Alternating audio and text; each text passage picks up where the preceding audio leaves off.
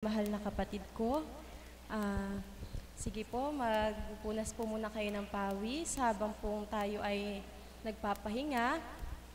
Bago po natin pasimulan ang ating banal na gawain ngayon at bago ko po mailahad ang ating pong tema sa araw na ito, nais ko po muna tumawag na isang ating kapatid na mag-aalay po ng awitin sa ating dakilang Ama. Inaanyayahan ko po ang ating mahal na kapatid na Nanay Mirna para po makapag-alay ng magandang awitin.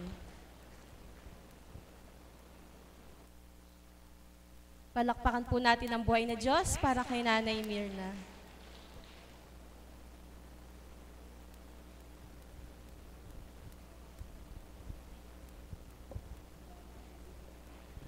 Purihin at dakilain ng Diyos.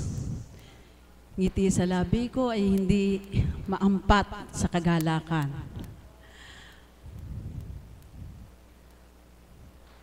Kuminsan gano'n, kahit di ka nakapamiesta, ang saya mo. Kasi sa kabila ng may mga pinagdaraanan ka, ang Espiritu ay, ang banal at mabuting Espiritong mula sa Diyos ay kumikilos sa buhay mo nang di mo namamalayan. Ano po? Sabi ko kay Mami Betchico, kaya pala parang malakas ako, may mensahe pala ang banal na Espiritu sa cellphone ko kahit di ko na ginagamit. Tinitingnan ko po.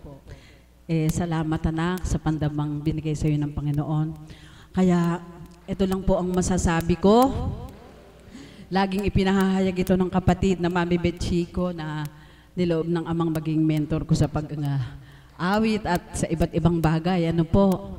Sabi nga, kung gaano kalaki ang problema mo, ang pinagdadaanan mo, higit na malaki ang magagawa ng Ama sa lahat ng ito. Bakit nga po hindi? Ano po ba malay kung may naka-message sa aking cellphone na yun po yung nakapost? Wala po kaming internet, nawala po ang signal, pina-pull out ko po, hindi po ako nakakapagbasa ng mga mensahe na kung saan dati po nakakapag-comment po ako. Subalit, pinatunayan lang ng Diyos na hindi ko man tuwirang nabasa bago ako tumungo sa dakong ito. Biniro ko si Mami Beth kasi nararamdaman ko pag tahimik ako parang nalulumbay din sila. Sabi ko isang araw kahit tahimik ako, hindi naman siguro malungkot. Kaya lang, aminin natin na bilang katauhan minsan nadadala tayo ng mga nararamdaman natin. Subalit nandyan ang banal na Espiritu sa katauhan ng mahal na Apo ay patuloy tayong pinalalakas at pinasisigla mula sa kapangyarihan ng Diyos. Amen po ba? Na kapag ang pinanaig mo at pinanahan sa puso mo ay yung magagawa niya, patatatagin ka at ipaparam yung lumbay mo. Ang totoo, madalas na ipapahayag ko, hindi naman ako natatakot sa kung anuman. Kasi, di po ba, sa edad natin na yan, mapalad na po ako sa edad ko na to. 58 na po ako sa isang buwan. Napakarami na pong pinahintulutang tumubong damo sa katawan, pinagaling, sabi ko nga po, ibig bang sabihin, pag hindi niya pinagaling, magdaramdam ka. Kaya sabi ko nga po, walk on, go lang. Kung ano man yung pinagdadaanan, nandyan ang Ama, sa katauhan ng mahal na Apo ay patuloy nagpapadaman sa akin at sa inyo, sa ating lahat ng kanyang kapangyarihan.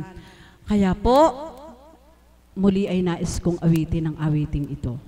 Walk on. Kahit may bagyo, kahit may unos, may paghupa ito. Walang bagyo sa habang panahon. Amen po ba? Hello? Salamat po. Salamat anak. Sabi ko nga po, nawa, huwag niyong pagsawaan ang sa tuwin ay nandito ako sa gitna. Sabi ko nga, kahit nagparaya na ako, Lunes lang at Sabado'y masaya na ako. Subalit, narito ako na patuloy umaasam sa bawat araw sapagkat ito po ay lakas ko. Salamat po.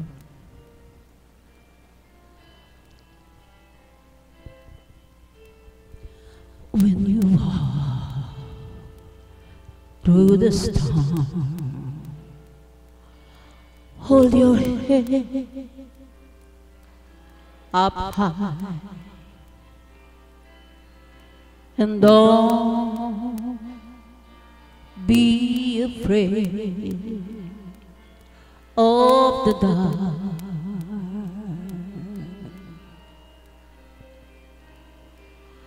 At the end of the storm is a golden sky, and the sweet silver sound of the love.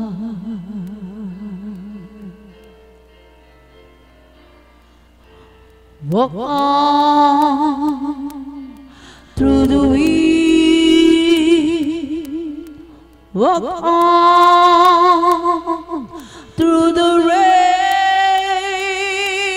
though your dreams be tossed and blown.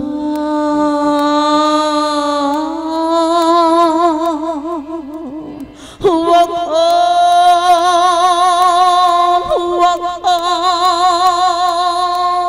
With hope in your heart, and you'll never walk alone.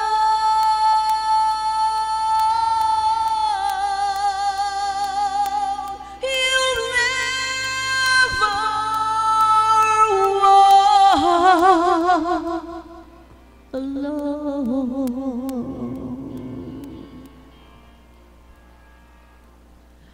When you walk through the storm, hold your head up high, and don't be afraid of the dark.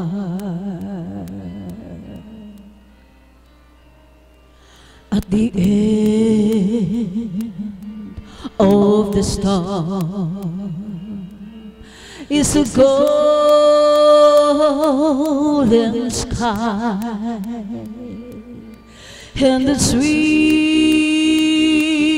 silver sound of the Lord. Walk on through the wind, walk on through the rain, though your dreams be tossed and blown.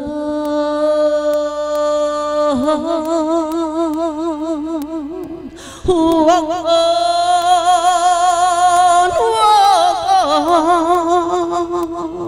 With hope in your heart, and you'll never walk alone.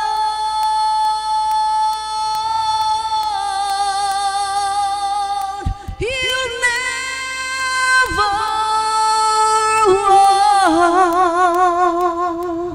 alone.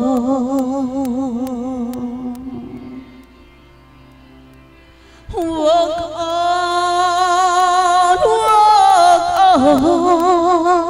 on with hope in your heart, and you'll never walk alone.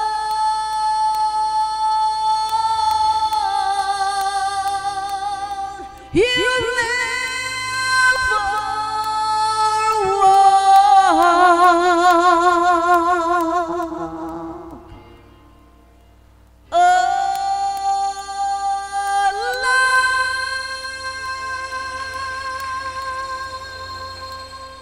Salamat po, Ama.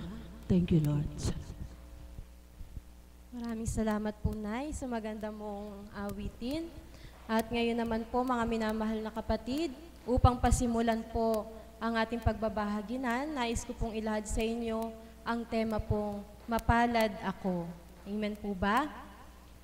Marami na po tayong nakamtan magmula po nang nasumpungan natin ang ating Panginoon sa dakong ito. Tama po ba, mga minamahal na kapatid? Kaya nga po, marami po tayong masasambit na mapalad ako magmula ng aking nasumpungan ang ating mahal na Panginoon, na sa dakong ito ay nananahan sa pamamagitan ng kanyang banal na Espiritu sa katauhan ng mahal na Apo Conching. Amen po ba? At ngayon po, upang pasimulan po ang unang magbabahagi, nais ko pong anyayahan sa harapan ang ating minamahal na kapatid na Beng upang makapagbahagi po siya kung papaano mapalad siya nang nasumpungan niya ang ating Panginoon.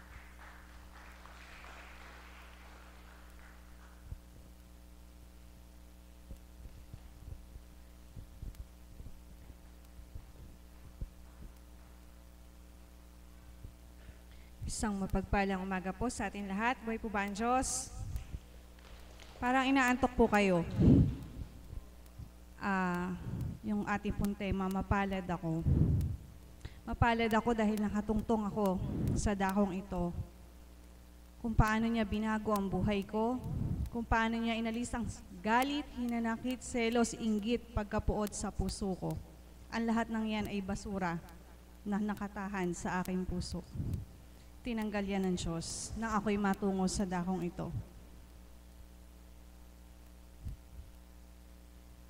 Mapalad tayo at mayroong isang Apo Conching na ibinigay sa atin ng Diyos. Lagi ko nga pong pinagninilayan, sabi ko, paano kaya kung hindi ako naakay sa dakong ito?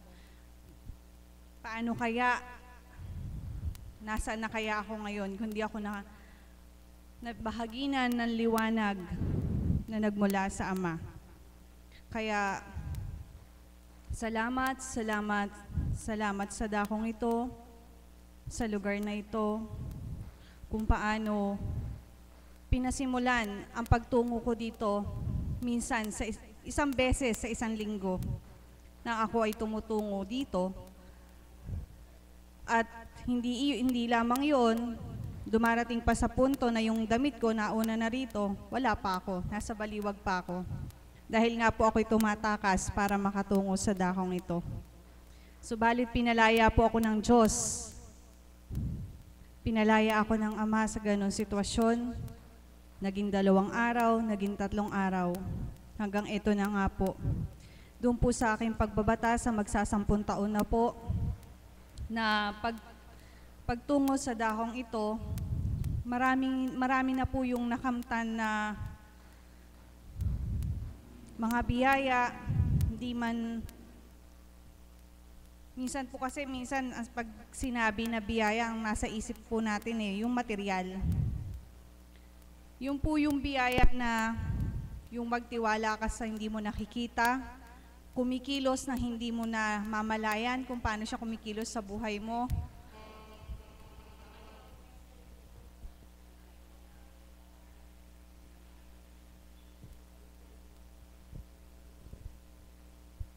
Pakiusap po.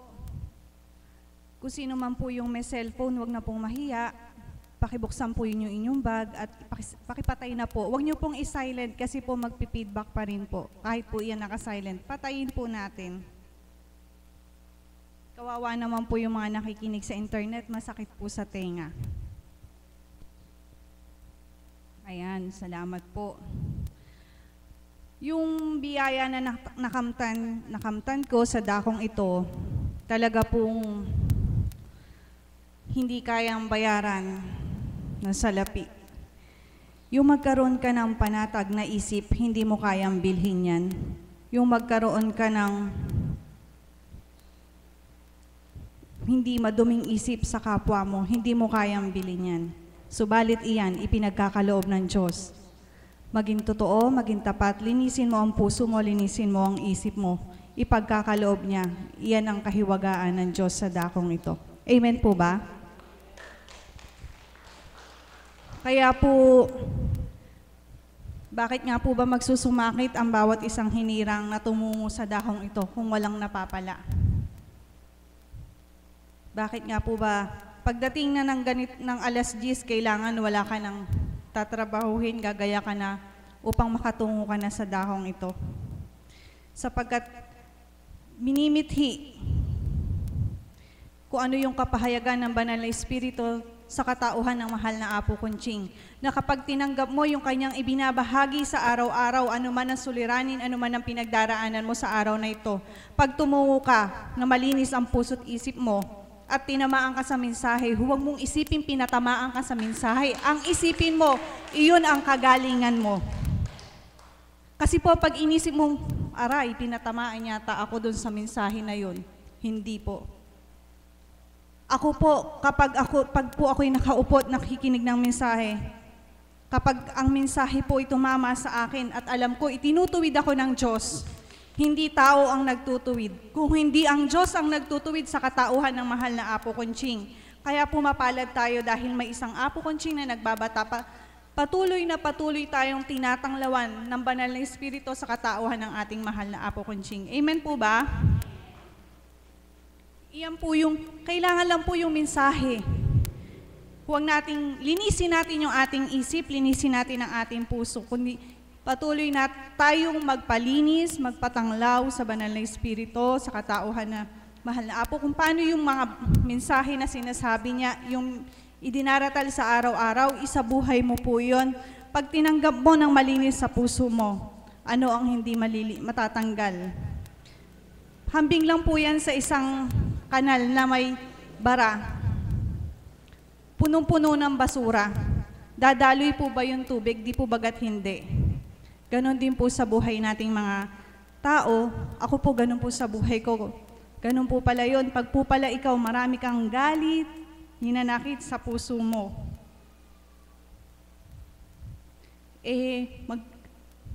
alang kang matatanggap. Iyon po, isuko mo sa Diyos. Ang lahat kung ano man ang naririto sa puso mo, sasabihin mong mapalad ka, nandito ka sa dakong ito. Amen po ba? Amen po. Kaya po ako sa dakong ito, papasalamat po ako sa dakilang Diyos sa pamamagitan ng kanyang mga mensahe na idinaratal sa araw-araw, na ibinabahagi sa atin. Salamat po kung paano niya binago at patuloy na tinatanglawan ng kanyang liwanag.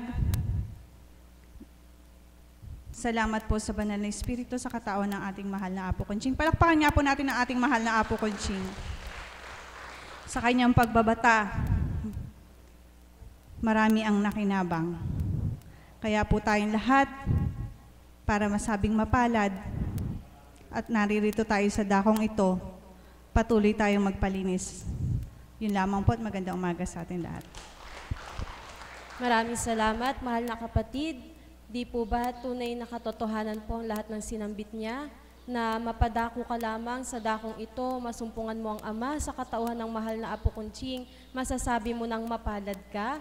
Kahit may karamdaman ka na nagtungo dito, mapalad ka pa rin. Sapagkat ang isang tao po kung walang karamdaman, di naman po agad pagdaka, hahanapin po kung nasaan naroon ang ating Panginoon. Tama po ba? Kaya mapalad po sa kaparaanan ng Ama, pinahintuluto niya na magkaroon ka ng karamdaman para ikaw ay mapatungo sa dakong ito. Palakpakan po natin ang buhay na Diyos. At ngayon naman po, ang susunod kong tatawagin ay ang ating kapatid na si J.R. Cao. Palakpakan po natin siya.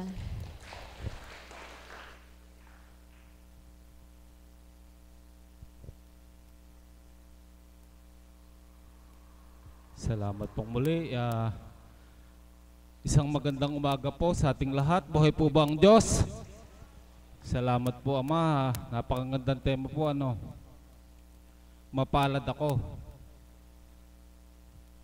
Paano nga ba ako naging mapalad? Yun po patututuhanan ko po sa inyo na ako po talaga nabilang sa mapalad, sapagkat nung binigyan ako ng karapatan ng banal na Espiritu, totally talagang binago niya yung buhay ko.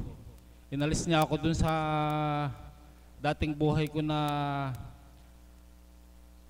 masasabi mo puro sanlibutan, na ang bawat iniisip mo, ang bawat ginagawa mo, puro hanap buhay, pakikisalamuha sa kapwa mo na masasabi ko pong malayo sa Panginoon, na hindi mo man lang naaalala ang ginagawa ng Diyos sa buhay mo. Yun po kaya ako nasabing mapalad ako sapagkat buhat po nung tinanggap ko ang banal na Espiritu, talaga pong masasabi ko at nakita ko yung ginawa ng Diyos sa buhay ko, kung paano ako binago, na naunawaan ko yung gusto ng Panginoon, na ano nga ba ang layunin sa akin.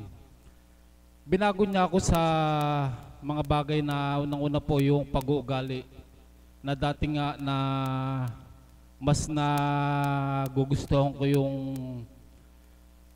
pakikisama sa kapwa ko ng punong-puno ng kaimbabawan,